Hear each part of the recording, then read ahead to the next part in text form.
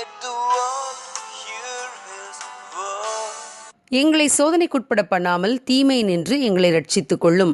மத்தேயு 6:13 ஆஸ்திரேலியாவின் புதற்காடுகளில் ஒரு வகையான செடி காணப்படும். அதன் பெயர் சன்டியூ என்பது. அதன் தண்டு பகுதி மிகவும் மெல்லியதாக இருக்கும். இலைகள் வட்ட வடிவில் காணப்படும். அதன் இலையின் விளிம்பு பகுதியில் சிறிய முடி போன்றவை இருக்கும். அதில் படிந்த நீர்த்துளியில் சூரிய கதிர்கள் பட்டு இலை பளபளக்கும். ஆனால் அதில் வந்து உட்காருகின்ற பூச்சிகளின் வாழ்க்கை அந்தோ பரிதாபம்.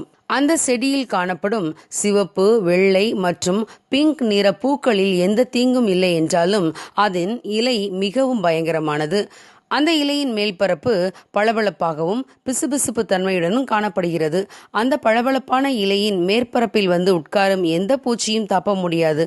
அந்த இலையின் மேற்பரப்பில் வந்து உட்காரும் பூச்சிகள் தன்னை விடுவித்துக் கொள்ள போராடும் போது அதன் அதிர்வுகளை உணர்ந்த இலை அப்படியே தன்னை இறுக்கமாக மூடிக்கொள்ளும். பார்ப்பதற்கு அபாயமாக தெரியாத அந்த இலையானது அந்த பூச்சியை உணவாக்கிக் கொள்ளும்.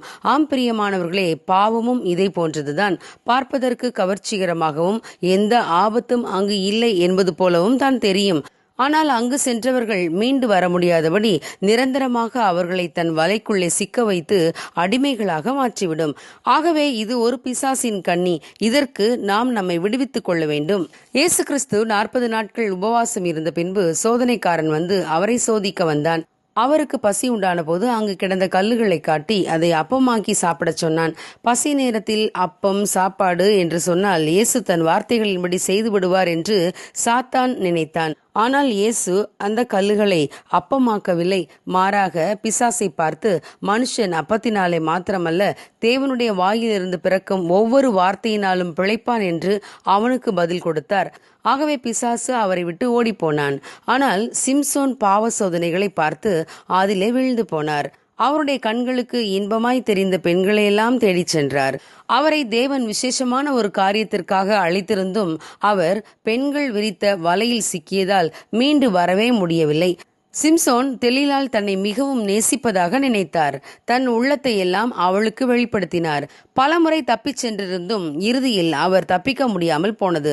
அந்த பாவ சோதனையில் சிம்சோன் தன் கண்களையும் பறிகொடுத்தார். ஆம் பிரியமானவர்களே, பாவம் பார்ப்பதற்கு பளபளப்பாகவும் கவர்ச்சியாகவும் தான் தெரியும்.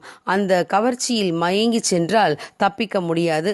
ஆகவே தேவனிடம் நாம் சகாயம் தேட வேண்டும். பிசாசு விரிக்கும் பாவ சோதனைகளை பார்த்து அதில் விழுந்து விடாமல் அதற்கு விலக வேண்டும்.